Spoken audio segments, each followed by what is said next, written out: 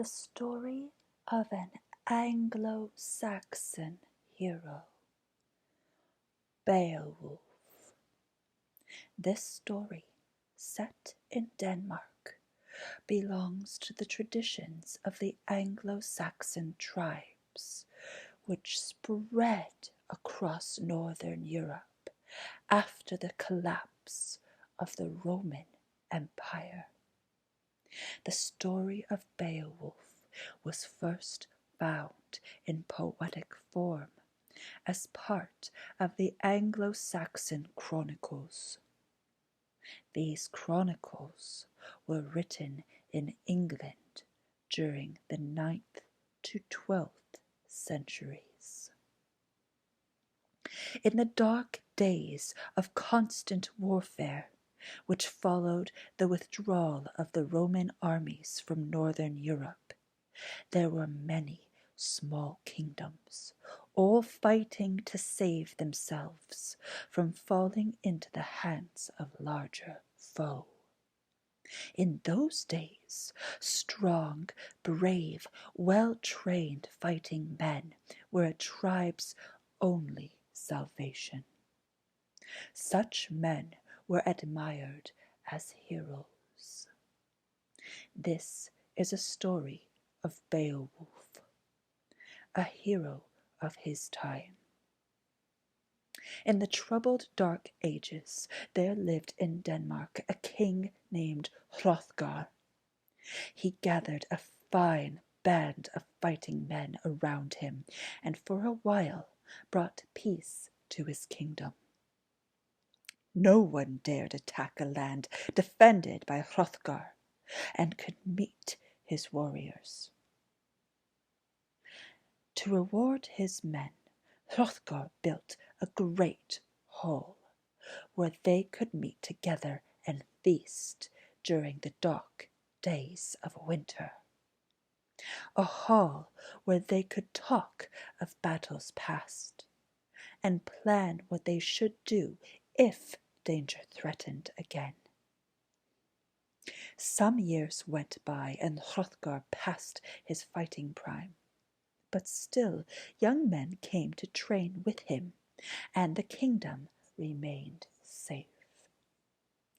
Then a danger came which none had foreseen, and Hrothgar and his men stood helpless.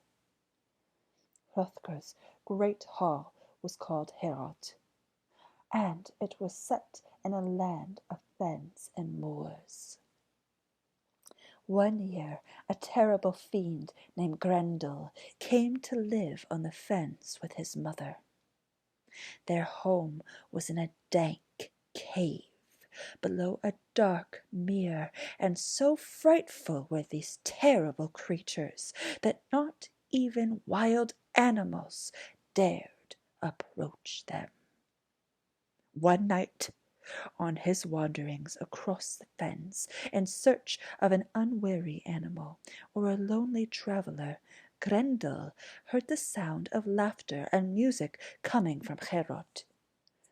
Creeping close, he saw the warriors and King Hrothgar laughing together, and he was jealous of their happiness.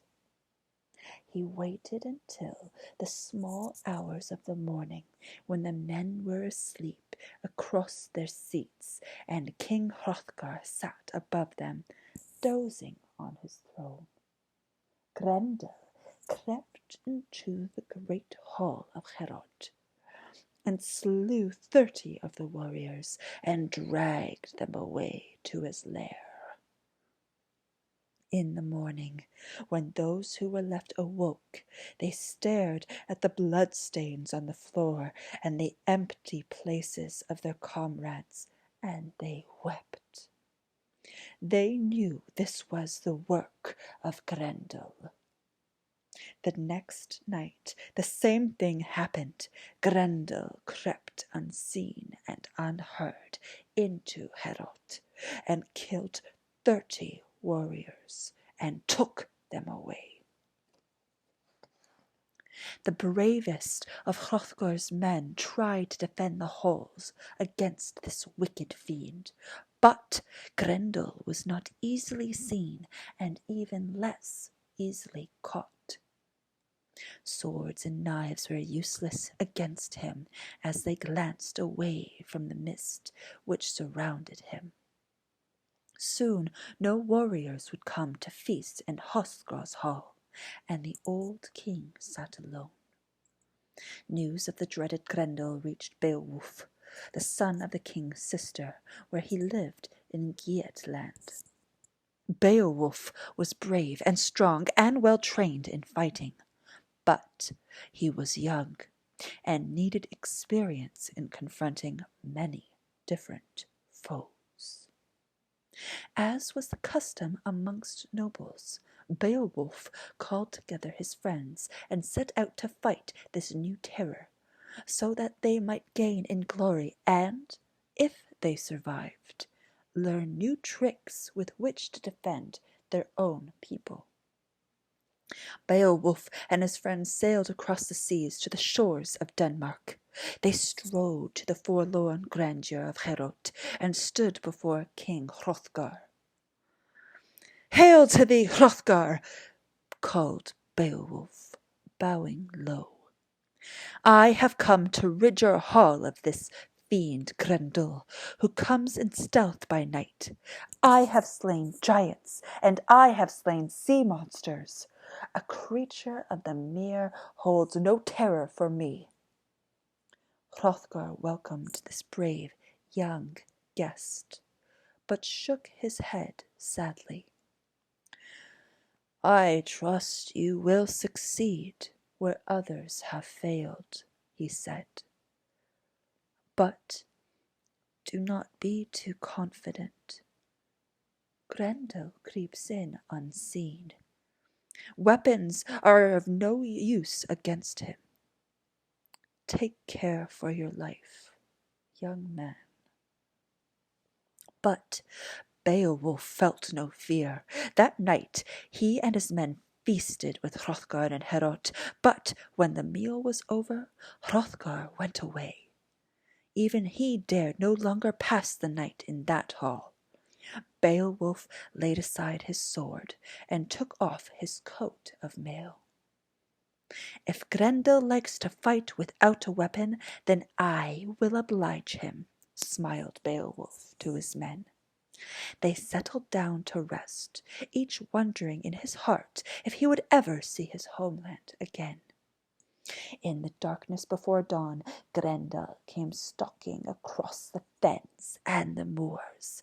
He stood before the door of Heorot, and although it was locked with iron bars, Grendel entered. He strode between the tables, his eyes glowing red at the sight of so many warriors to slay. Seizing one man, he stole his life away. Then he reached for Beowulf. His arm was grasped in the strongest grip the fiend had ever felt. Grendel knew at once that he had met his match, and tried to flee, but Beowulf jumped to his feet and seized Grendel's arm in an even tighter hold. Grendel cried out in pain, and fought and tugged and wrenched his arm in his efforts to flee to the safety of his home in the mere. The hall shook and shuddered with the thrashing and struggling of the brave warrior and the fearsome fiend. At last, with a scream no one had heard ever forgot, Grendel wrenched his body away from his arm, and, with blood pouring from his gaping shoulder, ran towards the cavern in the mere, and left Beowulf clutching the frightful severed arm in the hall of Heorot.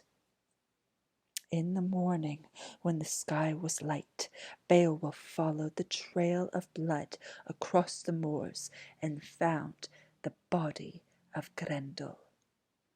Leaving the fiend where he lay, Beowulf returned to spread the good news amongst the Danes. Great was the rejoicing. King Hrothgar gave Beowulf his men many fine presents. Hrothgar's warriors returned to sleep in their hall. Beowulf and his men lodged in a nearby house, ready to leave for home the next day. But Grendel's mother had found his body. Furious with grief and lusting for vengeance, she strode to Heorot that night. Entering the hall while the warriors slept, she seized the young man dearest to Hrothgar and slew him, screaming that she would have vengeance for her son. In the din and confusion made by the waking, shouting men, she slipped away to the cavern under the mere. In the morning Beowulf was brought the dreadful news that now another fiend was killing the men of Hrothgar. Again he showed no fear, but stood before the king and offered to go to the frightful cavern and kill Grendel's mother as he had killed the fiend himself.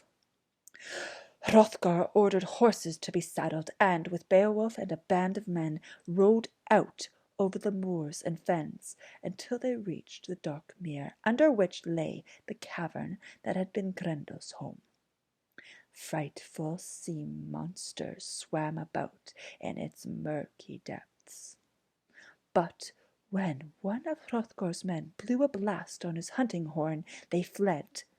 Beowulf stared down into the water and swore that it should not stop him from reaching Grendel's mother and slaying her.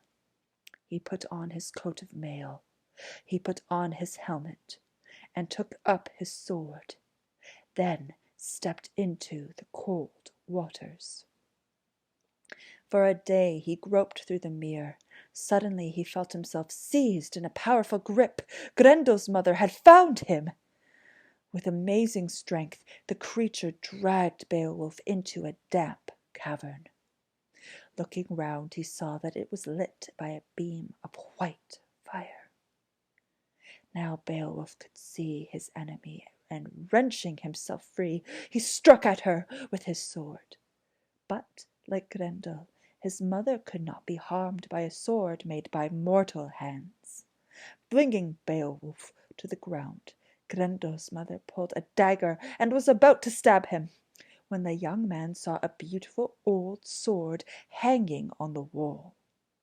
He recognized it as the work of the giants of old, and with one last effort he reached up, snatched the sword from its place, and used it to cut off the head of the fearful creature.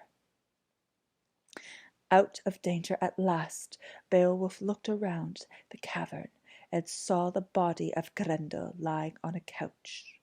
He used the sword to cut the head from the body. But then a strange thing happened. The poisoned blood of Grendel melted all but the jeweled hilt of the sword, which remained in Beowulf's hand. Carrying the heads of the two fiends and the jeweled hilt of the ancient sword, Beowulf left the cavern and rose to the surface of a mere. How joyful he was, welcomed by the anxious group of men waiting on the shore. The heads of Grendel and his mother were taken back to Heorot for all to see. Beowulf presented King Hrothgar with the hilt of the sword which had slain his enemies, and Hrothgar, in his gratitude, gave Beowulf and his men more fine presents.